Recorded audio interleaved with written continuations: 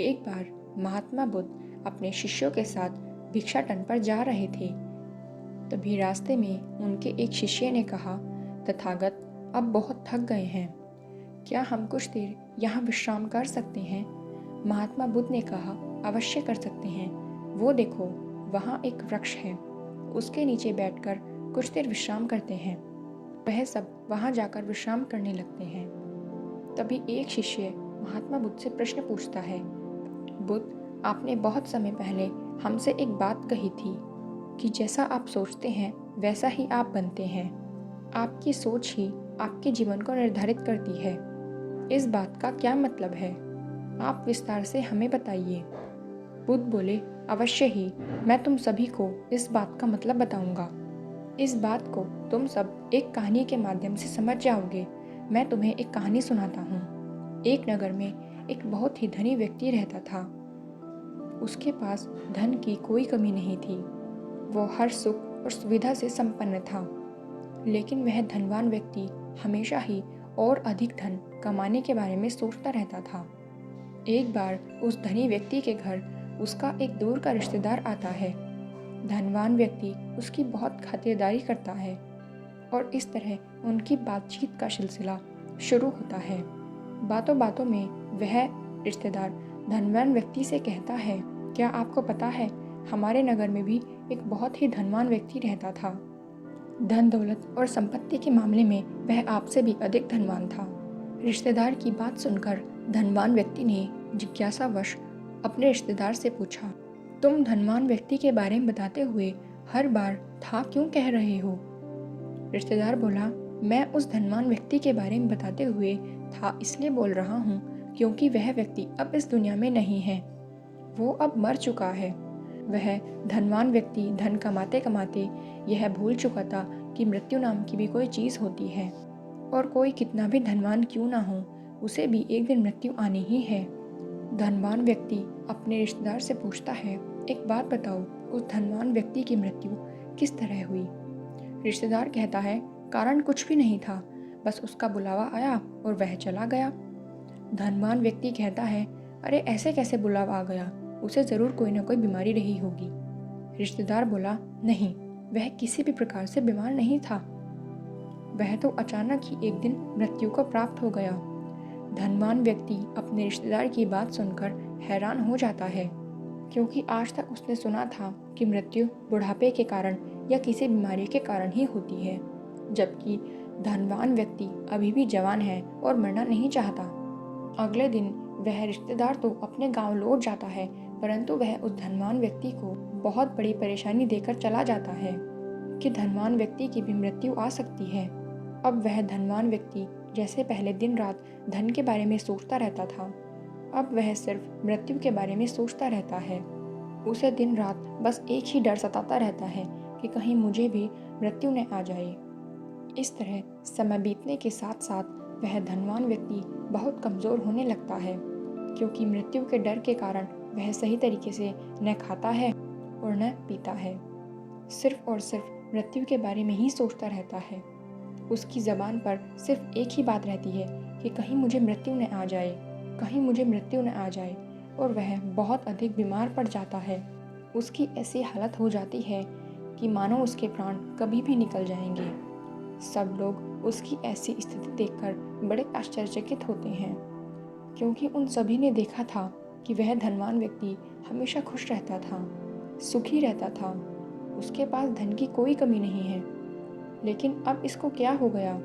अब वह धनवान व्यक्ति कहीं भी आता जाता नहीं था, सिर्फ अपने बिस्तर पर ही पड़ा रहता था। उसकी यह हालत देखकर उसका एक मित्र एक सन्यासी को उसके पास लेकर आता है और कहता है, सुनो मित्र, यह सन्यासी बहुत विद्वान है, तुम अपनी सारी समस्याएं इन्हें बताओ, ये तुम्हारी हर समस्या का समाधान कर देंगे। वो सन्यासी उस धनवान व्यक्ति से पूछते हैं, क्या हुआ? मैंने तुम्हें पहले भी देखा है, लेकिन तुम इतने कमज़ोर कैसे हो गए? कौन सा दुख, कौन सी चिंता तुम्हें अंदर से खाए जा रही है जिसने तुम्हें इतना कमज़ोर बना दिया? इतना सुनते ही वह धनवान व्यक्ति बोला, मैं मरना नहीं चाहता, मैं जीना चाहता हूँ, कहीं मुझे मृत्यु न आ जाए। इतना सुनते ही सन्यासी मुस्कुराए और बोले, अच्छा, तो तुम्हें मृत्यु का डर है। धनवान व्यक्ति कहता है, हाँ, अगर मैं मर गया तो मेरे पास जो इतनी सारी संपत्ति है, इतना सारा धन है, इसका उपयोग कौन करेगा? मुझे मरना नहीं है, मुझे जीना है। सन्यासी कहते हैं, मैं तुम्हारी इस समस्या का अभी समाधान बताता हूँ। धनी व्यक्ति बहुत खुश होता है और अपने दोनों हाथ जोड़कर सन्यासी से कहता है, कृपया आप मेरी समस्या का जल्द से जल्द समाधान बताएं।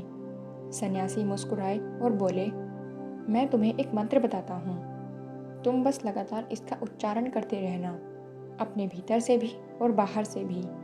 मतलब तुम्हें अपने मुंह से भी और अपने मन से भी लगातार इस मंत्र का उच्चारण करते रहना है। वो मंत्र अब ध्यान से सुनो। जब तक मुझे मृत्यु नहीं आएगी तब तक मैं अपना जीवन जीऊँगा। तुम इस मंत्र को लगातार बोलते रहना। 7 दिनों के बाद मैं फिर से आऊँगा।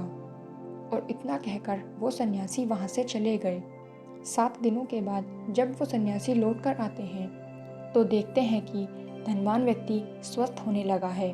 धनी व्यक्ति सन्यासी को देखकर उनके चरणों में गिर पड़ता है और उन्हें धन्यवाद देता है और कहता है, आपके मंत्र ने तो मेरी ज़िंदगी बदल दी। अब मैं मृत्यु से बिल्कुल भी भयभीत नहीं हूँ, क्योंकि जब तक मृत्यु नहीं आएगी तब तक मैं अपने जीवन को जीऊँगा। पहले मैं मृत्यु के डर के कारण जीवन को जी नहीं पा रहा था, लेकिन आपके मंत्र ने तो मेरी ज़िंदगी ही बदल कर रख दी। दोस्तों, अब आप सोच रहे होंगे कि भला एक छोटे से मंत्र ने ऐसा क्या कर दिया, एक छोटी सी पंक्ति ने भला ऐसा क्या बदल दिया। तो अब ध्यान से सुनिए। जब तक उस धनी व्यक्ति को उस दूसरे धनी व्यक्ति के बारे में, उसकी मृत्यु के बारे में पता नहीं था, तब तक वह धनी व्यक्ति सिर्फ धन को और अधिक संग्रहित करने के बारे में सोचता रहता था और इसी कारण उसके धन में दिन रात और अधिक वृद्धि हो रही थी। वो दिन रात और अधिक धन इकट्ठा करता जा रहा था।